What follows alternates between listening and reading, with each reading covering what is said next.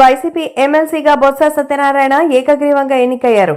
ఇటీవల ఎన్నికలలో అవమానకర ఓటమి తర్వాత ఏదో మేరకు వైసీపీలో ఆనందం నింపే వార్త ఇది. అయితే ఆనందం వైసీపీ నేతలకు మిగిలేటట్టుగా కనిపించడం లేదు. ఏకంగా 7 ఎమ్మెల్యేలు జగన్ పై తిరుగుబావుట ఎగరవేయడానికి రెడీ అయిపోయారు. జగన్ పిలుపుకు కూడా వాళ్లు స్పందించడం లేదంటున్నారు. ఎమ్మెల్సీగా ప్రమాణ స్వీకారం చేసిన అనంతరం మీడియాతో మాట్లాడిన బొత్స కూడా ఎమ్మెల్యేల తిరుగుబాటుపై అడిగిన ప్రశ్నకి అవునని కాదని ఖండించకుండా సమాధానమిచ్చారు. రాజకీయాలలో ఏదైనా జరగచ్చు, ఏం జరుగుతుందో ముందో చెప్పేయడానికి తానేమీ జ్యోతిష్యుని కాదని బదిలివ్వడం ద్వారా ఎమ్మెల్యేల తిరుగుబాటు వార్తలు అవాస్తవాలు కాదని చెప్పకనే చెప్పాయి.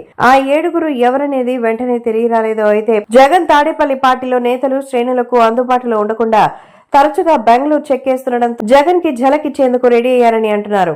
పార్టీకి రాజీనామా చేసే కంటే జగన్ పై తిరుగుబాహుట ఎగురవేసి అసెంబ్లీకి హాజరు కావాలని వాళ్లు భావిస్తున్నారు.